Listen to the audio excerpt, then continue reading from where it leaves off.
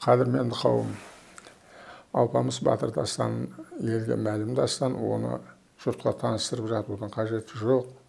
Ол Алпамыс Батыр дастанын алтайлықтарда жырлаған, қырғыздарды Манас деген тұлғаның атынан қырғыздарда жырлаған, алтайлықтар Алп Манаш деген, мынау Байсын қоңыраттары Алпамыш деп жырлаған. Бұның барлығының мазмұны негізі бір. Бұл дастан санау түрік қағанаты дәуіріне жататын еңбек екенін Лев Гумилевтің өзі жазып кеткен екен.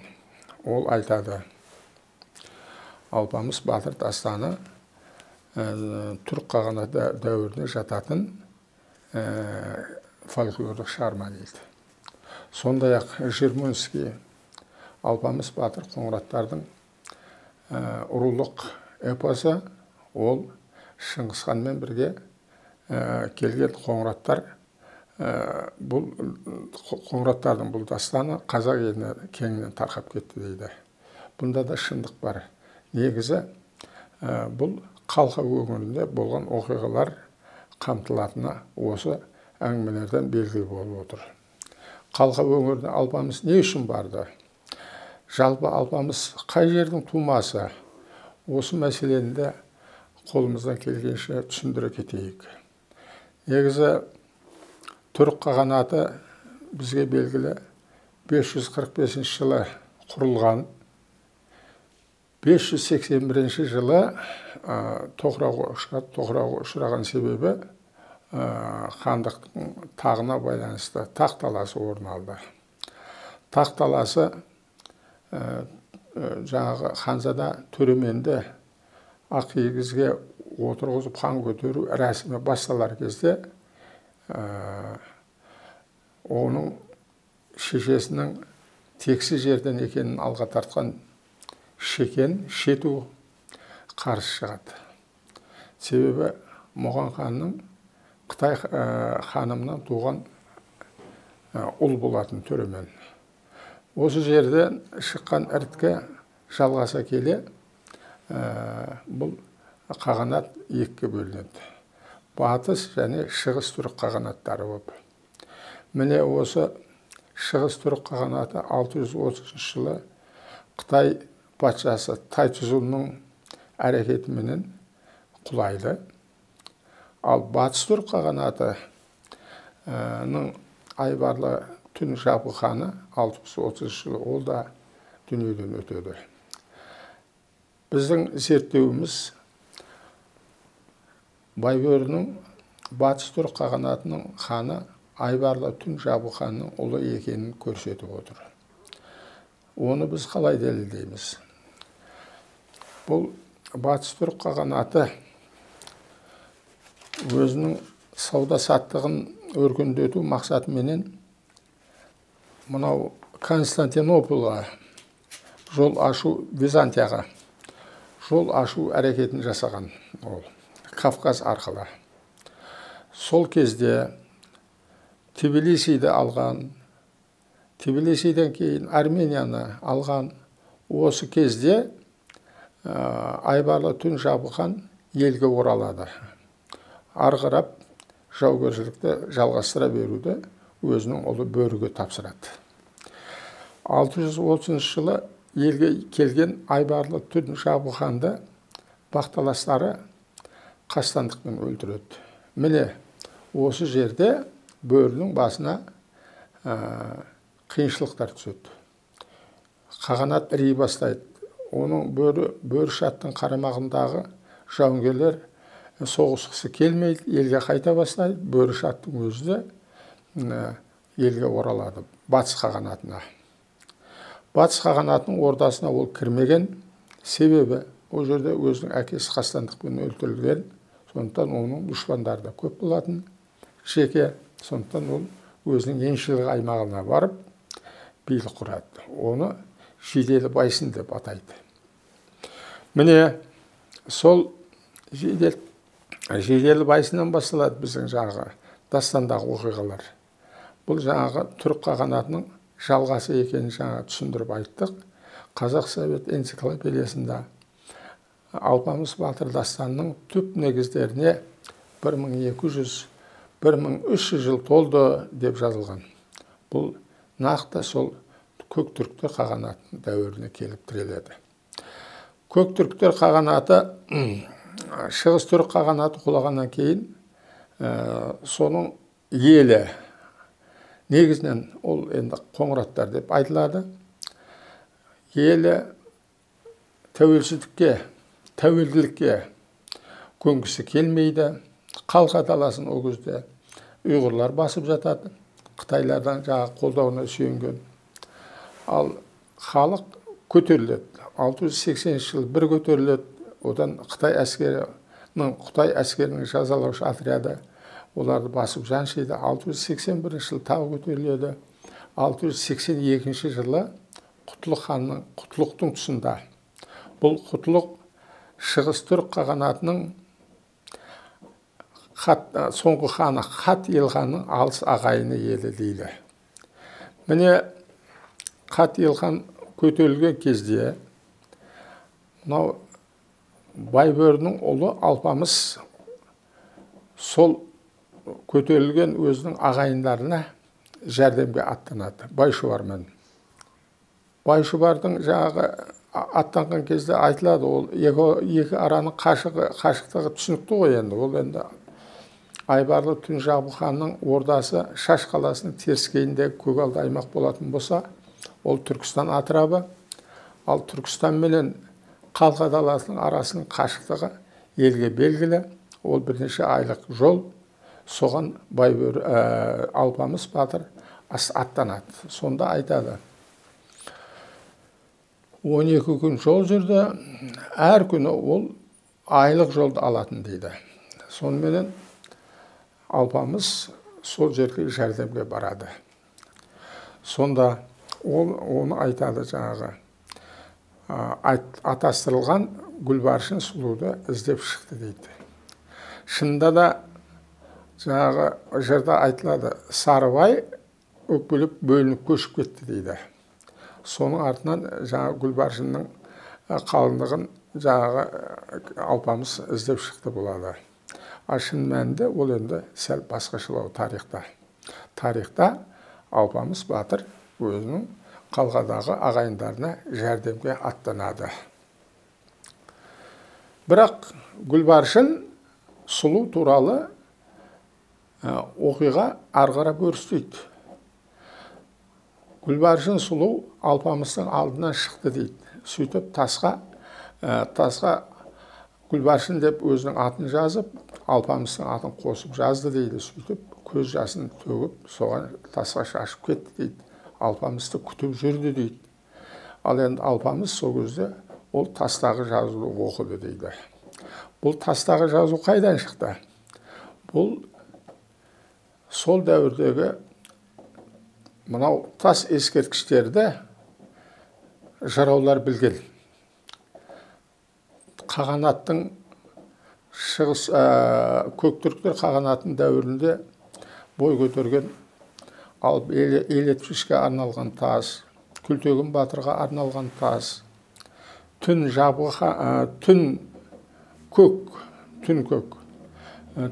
үкі деген сөз ол. Сол кісіге арналған тас, Білге ханның өзіне арналған тастар болған. Оны жыраулар білген. Сол демек Гүлбаршынның жаңағы тасқа қалам басады деген сөзінде сол тас ескерткіштерді жыраулар білген деген ой түюге болады. Алпамыс келеді Қалқа даласына. Келсе, қалқаны басып жатқан дұшпанның әскерін көреді. Содан ат ойлап шығып, Алпамыс дұшпанның Қараман батырымен айқасады. Бұл да шындыққа келеді. Бұл тарихта айтылады. Қытайдан наградтар мен сыйлықтар алып жатқан ұйғырлар қалқаны басып жатыр еді дейді. Сонан Қараман батыр жеңгеннен кейін Алпамыс Гүлбаршынға үйленіп, өзінің қайын атасын хан көтерді дейді. Демек, Бұл да шындыққа сай келеді.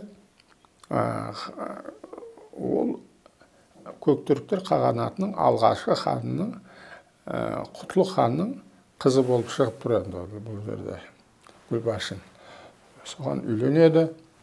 Үйленгеннен кейін қазақ дәстүрімен Алпамыс ол қалыңдығын өзінің отанына алып келуі заңды. Келіп, отанына алып келеді. Ол шамамен біздің ойымызша мынау Жаңақорған Түркістан өңірі. Түркістан өңірінде Баршынкент деген қала бар, тарихи. Сол Баршынкент қаласын Әуелбек Қоңыратбаев Алпамыс дастанымен байланыстырады. Баршынкентте Алпамыстың да, Гүлбаршынның да, жәдігердің де сүйегі жатқан болу керек, көкке сенеді деген ол кісінің әңгімесі бар. Жалпы ел арасында Алпамыстың кіндік қаны тамған жерді де ел біледі. Ол да сол Қаратау өңірінде. Демек, Алпамыстың туған жері Қаратау өңірі. Ал бірақ елдің азаттығы үшін ұрыс жүріп жатқан жер Көктүріктер қағанаты болатын. Міне сол Көктүріктер қағанатының ханы болған Құтлықтың қызы болуы тиіс деп біз шамалаймыз. Бұл әрине болжам, бірақ бұл тарихи оқиғалармен қиылысады. Алпамыс одан қайтадан өзінің Көктүрік ағайындарына барып, олардың қолына, түмендеріне басшылық жасайды. Ең алғашқы ұрыстарының бірі туралы Тола өзенінің жағасындағы ұрыс туралы дерек бар. Онда ұйғырлар менен жағы Алпамыс қолының арасындағы ұрыс туралы айтылады. Ұйғырлардың қолынан 3 есе аз болғаны менен оларды Алпамыстың қолы жеңді. Тола өзеніне қарай қуып тықты, қашқандарын артынан қылышпен қалмай шапқылады деген жер бар. Демек, Алпамыс Көктүріктер қағанатының бас батыры болуы тиіс, ол тарихта жазулы тұр. Ол 682 жылдан 715 жылға дейін Көктүріктер қағанатының бас батыры болған тұлға. Ал енді бұл Алпамыс батыр дастанында Тайшыққанмен ұрысы туралы айтылады. Тайшыққан деген кім? Тайшыққан да ол да тарихи адам. Ол Тайшыққан Қытайдың патшасы Тайцзун болуы тиіс деп есептейміз. Тайцзун Шығыс түрік қағанатының ханы Қат Илханды қолға түсіріп, қағанатты құлатқан Қытайдың патшасы. Тайцзун. Ал енді Тайцзун ол кезде бірақ дүниеден өтіп кеткен болатын, оның ұрпақтары Қытайды билеп жатты. Алпамыс сол Тайшыққан менен, демек Тайцзунның ұрпақтары менен соғысқан негізінен. Оларды талай мәрте қырғынға ұшыратқан. Сондай-ақ Алпамыс батыр мынау сол дәуірде қағанатқа өте қатты қысым,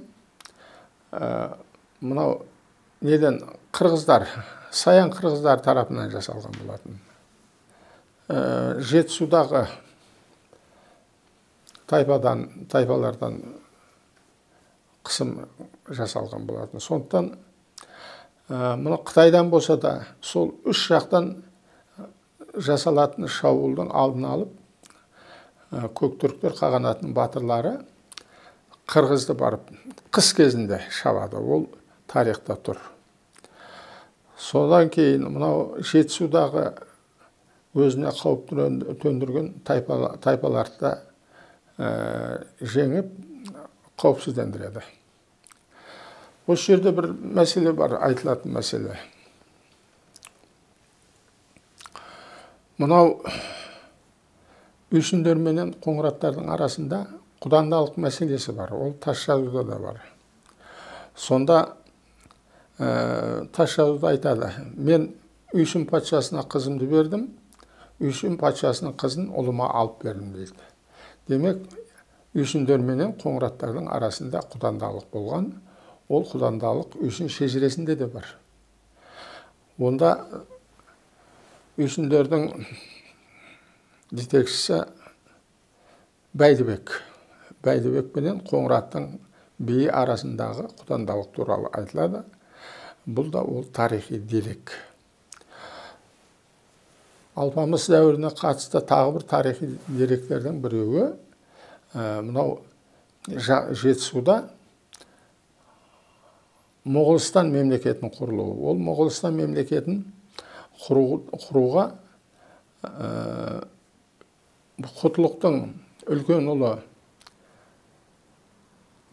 Моғолжан менен оның 16 жасар інісі Күлтегін атсалысқан болатын.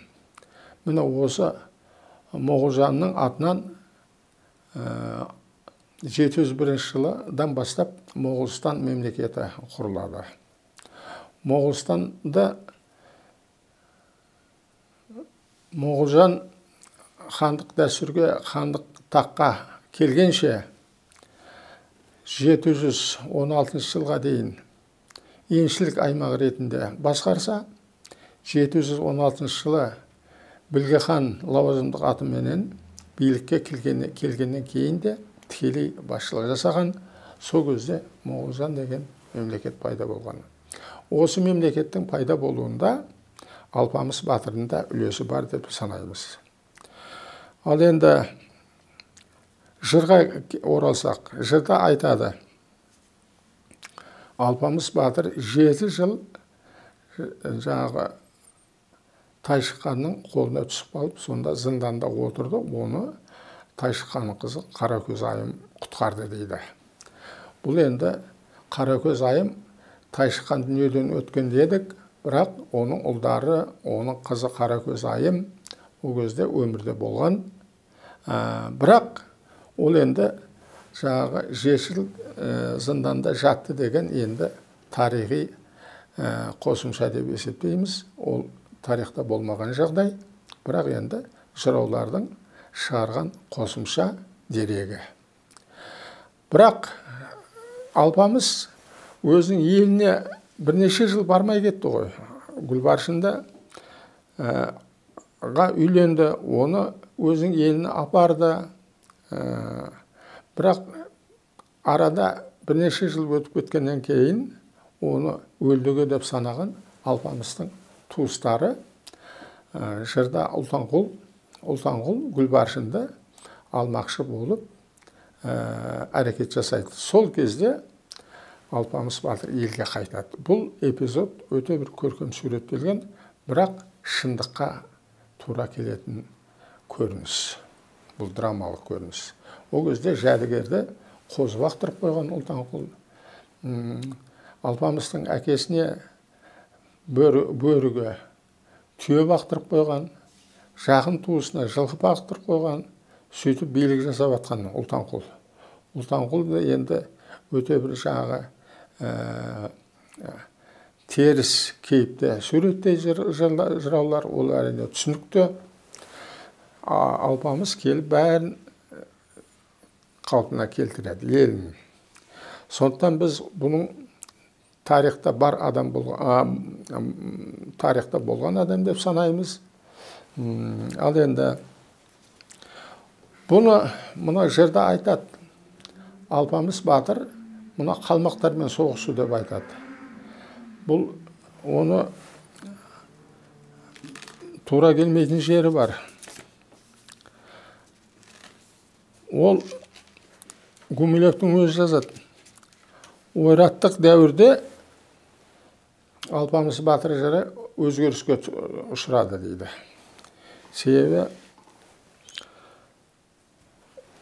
мынау жыраулар Алпамыс батырдың дәуірін, жырын мынау қалмаққа қарсы қазақтардың ұрысы жүріп жатқан кезде идеологиялық қару ретінде пайдаланған. Сөйтіп қалмақтармен соғысып алған, бірақ алпамыс іс жүзінде ол Қытайға қарсы ұрысқан адам. Көктүріктер қағанатының батыры. Жалпы бұл тұтас дәуір оқиғаларының бел ортасында жүрген кісі ол. Біз айттық жаңағы, бұл Оғыз ханнан бастау алған дәстүрдің жалғасы. Шәкәрім қажы айтады, Оғыз хан қоңыраттардың түпкі атасы дейді. Бұл ғұн дәуірі қоянды. Ғұн дәуірінен кейін Ергенехон дәуірі өтеді. Ергенехон дәуірінен кейін Түрк қағанаты дәуірі, 545 жылы Түрк қағанаты дүниеге келді. 581 жылы Түрк қағанаты іри бастады, сөйтіп батыс шығыс болып бөлінді. Біз осы Алпамыс батырдың Көктүріктер дәуірінің батыры деп санаймыз. Оның жыр оқиғалары соны толық айғақтайды. Анау Алтайлықтарда Алпманаш деген дастан бар екен. Алпманаш дастанын Гумилев талдайды. Алпманаш дастанның оқиғалары біздің мынау Алпамыс батыр дастанның оқиғаларымен сәйкес келеді. Сондай-ақ Жүрмунский Алпамыс батыр дастанын қырғыздың Манас дастанымен сәйкестендіреді. Сондықтан біз бұл жалпы Қоңыраттың ғана батыр емес, Алпамыс батыр түркі әлемінің қаһарман ұлы Алпамыс батыр деп атадық кітаптың атын. Бұл жалпы түркі әлеміне еңбегі сіңген батыр. Түрк қағанаты дәуірінде қырғыздар да қағанаттың құрамында болған, үйсіндер де қағанаттың құрамында болған, қоңыраттар болса да қағанаттың құрамында болған. Сондықтан бұл кең жайылып кеткен түркі дүниесіне кеңінен тараған дастан. Бұл енді қорыта айтқанда Алпамыс батыр дастаны бұл тарихи дастан екеніне көзіміз жетіп отыр. Алпамыс батырдың Білге ханның дәуірінде оны алып ел етмішке арналған тас ескерткіш бар, кешен. Оны бірақ көп бүлдірілген кешен, онда тек фрагменттер ғана қалған. Соның өзі де бізге бірталай тарихи қорытынды жасауымызға мүмкіндік беріп отыр. Мінекей мынау бізде көп жағы түсінбеушіліктер болып жатады. Алпамыс ол мынау бергі жерде болған, қалмақтармен соғысқан деген сияқты. Ал бірақ жаңағы Қазақ Совет энциклопедиясында айтылғандай, ол осыдан 1200-1300 жыл бұрын өмірде болған кісі. Оны мынау Гумилев та айғақтап отыр. Оны сол Қалқа даласынан Шыңғыс ханмен бірге келген қоңыраттардың ұрылық дастаны деп Жүрмунский де айтып отыр. Сондықтан біз осы кітапты осы айтылған тарихи фактілердің негізінде жаздық. Бұны тарихи фактілерді жыр оқиғалармен қабыстыра зерттедік. Соның нәтижесінде мынау кітапты жазып шықтық. Оқырмандарға тарихи оқиғалармен қабыстырдық. Бұның елге пайдасы тиеді деп санаймыз. Біз айттық, Алпамыс батыр дастаны қазақ арасына Шыңғыс ханмен бірге келген қоңыраттар арқылы тарқады деп. Сөйтіп кеңінен жайылып кетті деп. Сонда Шыңғыс ханның қандай қатысы бар? Бұл да ол қоңыраттың азаматы болған кісі, тарихи кісі. Айталық, Шыңғыс ханды Қазақ ұлттық университетінің ғалымдары Талас Омарбеков пен Хабижанова былай деп жазады. Вместе с тем определяется генетическая взаимосвязь средневековых конратов, происходящих от древнего рода Хьят с родом Хьяндит, от которого позднее берет свое начало род Шыңғысхана дейді. Міне, демек, Шыңғысханның Қоңырат екені осыдан айғақталады. Енді бұл туралы, Шыңғысхан туралы ағылшын ғалымы Генри Хобарс жазып кеткен, тарихи деректерді негізге алып, ал енді Рашид ад-Дин де жазып кеткен. Демек, Шыңғысханның өзі де Қоңырат болуы тиіс. Рашид ад-Диннің Жами ат-Тауарих кітабының 158 бетінде былай делінеді. Қоңырат тайпасының тегі Ергені Қонға кеткен қияннан басталады. Дәрлеген Моғолға жатады деген жазулар бар. Сондай-ақ ары қарай алтын көзіден тараған Қоңыраттың 3 ұлы туралы жазылады. Қоңыраттың 3 ұлының үлкені Жырлық мерген дейді, екінші ұлы Құбайшері дейді, үшінші ұлы Тұсбұдауыт дейді. Ал енді бізге белгілі Шыңғысханның нағашы жұрты, түп нағашы жұрты, өзінің қайын жұрты барлығы Олқонут тайпасынан екені белгілі. Олқонут қайдан шықты? Ол Құбайшерінің ұрпағынан шығады екен. Құбайшерінің жағы Икерас деген ұлы болады. Икерастан Олқонут шығады. Олқонуттан Шыңғысхан әулетінің Қабылханнан бастап ханымдары осы Олқонут тайпасынан екені мәлім. Шыңғысханның анасы Әуелін ханым, Шыңғысханның өзінің әйелі Бөрте бегім, Бөрте Пужин дейді оны қытайша. Сонан кейін Қабылханның ханымы Гауа Гулька, барлық Қоңырат қыздары. Ал енді бұл айттық қой жағын, Шыңғысханның бұл нағашы жұрты, түп нағашы жұрты, бұл енді қайын жұрты дедік. Ал өз жұрты қалай шықты? Өз жұрты Тұсбұдауыт, Қоңыраттың 3-ші ұлы Тұсбұдауыттан шығады екен. Тұсбұдауыттың ұлы Күнлеуіт, Күнлеуіттен Месарұлық, одан Қоралас руы тарайды. Қоралас хандар әулеті осы Қоралас руынан шығады екен. Демек, Шыңғысханның өзі де Қоңырат болып шығып отыр. Бұл енді Рашид ад-Диннің Жами ат-Тауарихынан алынған дерек. Оны Қазақ ұлттық университетінің ғалымдары да дәйектеді деп жоғарыда айттық. Ал енді бұл Жами ат-Тауарихты жаздырған Шыңғысханның 5-ші ұрпағы Ғазанғали әл-Рахмет. Енді олар Шыңғысхан дәуірінен кейін арада 100 жыл ғана шамасы уақыт өткен, сондықтан жаңағы тарихи оқиғалар шындыққа толық сәйкес келеді. Сондықтан мынау Шыңғысханның әскерімен бірге бұл Алпамыс батыр дастаны да қазақ арасына тарады деген шындыққа сәйкес келеді. Шыңғысханның өзі Қалқада туылған қайраткер. Оны жаңағы Қалқа Моңғолы деп жүр. Ол Қалқа Моңғол емес, Қалқа Мұғолы. Қалқа Мұғолы деп жүр. Ол енді Мұғылжанның ұрпағы болғаннан кейін ол елінің атына Мұғыл деген ат берген. Ол Мұғылжанды жаңа жоғарыда айтып кеттік. Ол Көктүріктің тұңғыш ханы Құтлықтың үлкен ұлы болатын Мұғылжан.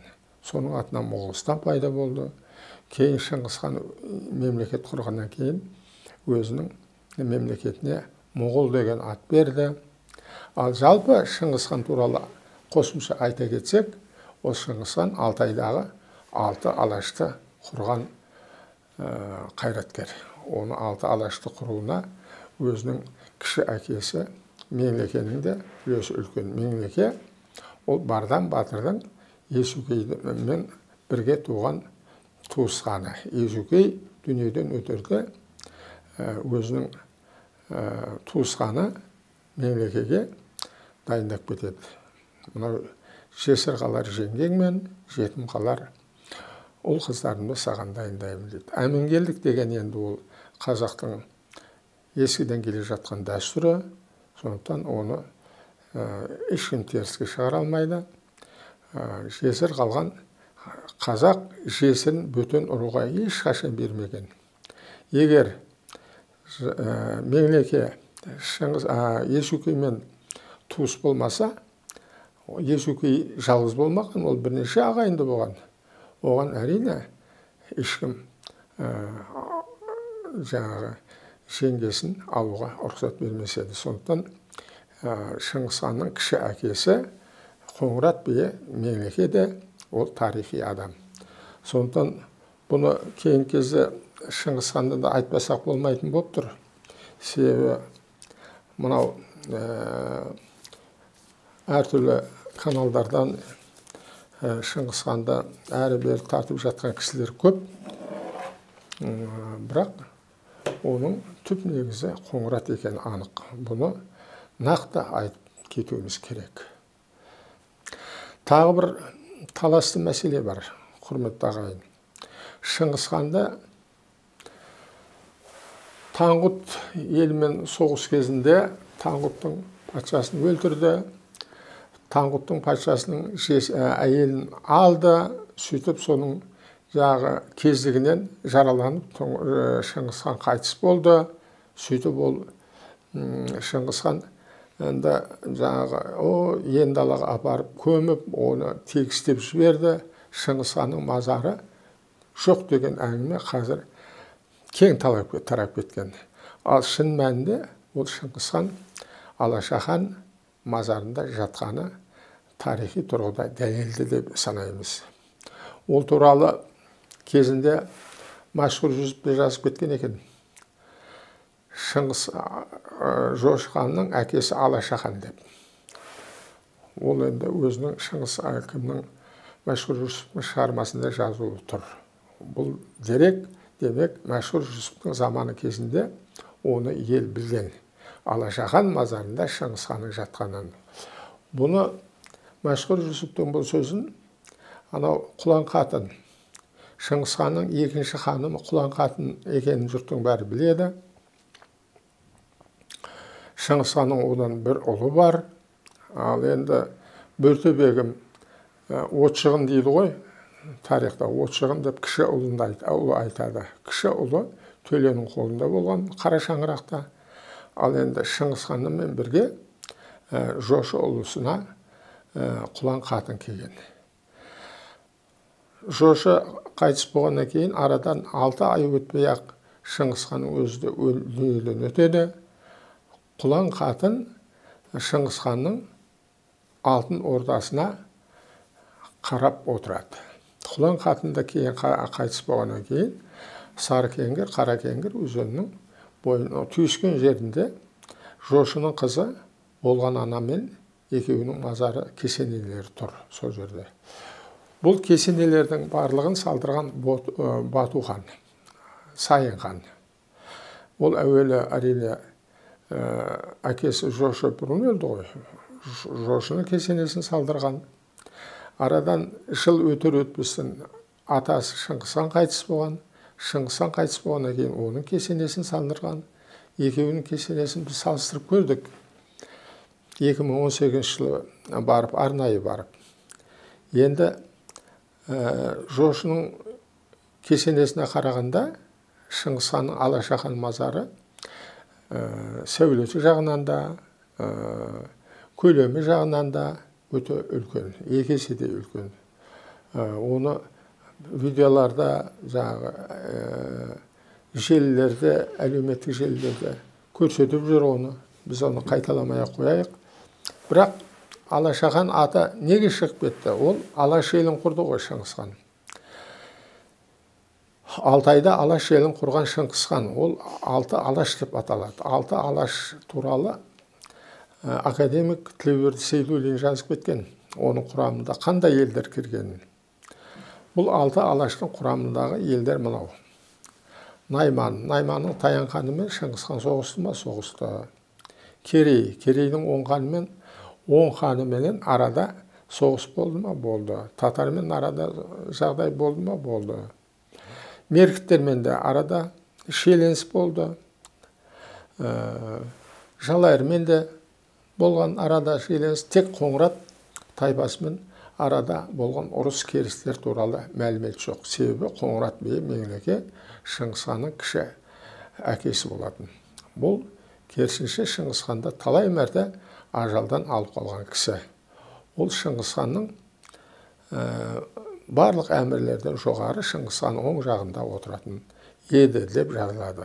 Оны тарихи фактілер Шыңғыс ханның жағы Керейдің ханы оңған менен ұлы Сеңкімнің өзара келісіп Шыңғыс ханды алдап шақырып алып, соны қолға түсірейік деген ой болған. Сөйтіп айтады, Шыңғыс ханды біз шақырайық, құда тұтысуға келсін Шыңғыс хан. Біз құда болайық, мынау қызымызды сіздердің ұлдарыңызға берейік дейді. Сол кезде Шыңғыс хан оған сенеді. Сенетте Керей ханның ордасына келе жатып, жолда кіші әкесінің үйіне түседі. 10 кісі болып. Сол жерде Меңлеке ойланып отырып айтады. Бұл не қылған бұл құдалық? Мынау қыс ауасы мынау. Өткен жолы біз қыздарын сұрағанымызда ол кісілер өздерін күнге балап бізге бергісі келмеп еді. Қалайша ол енді бүгін келіңдер деп шақыра қалды. Бұнда бір гәп бар, бұнда бір құпия бар дейді. Сондықтан Шыңғыс хан, сен оған өзің барма, мынау 2 көмекшің барсын, солар құдалық дәстүрді сақтап елге оралсын дейді.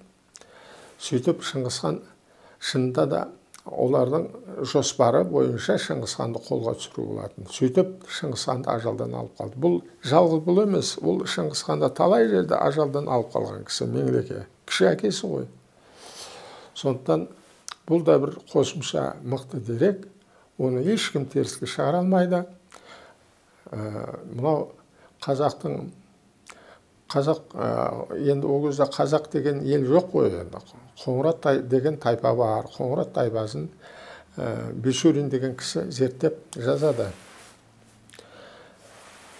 Інісі ағасы өлсе дейді, оның әйелін дейді, інісі алған дейді. Ол оның ағасының жесіріне өзінің сүйікті әйелінен кем қарамаған дейді.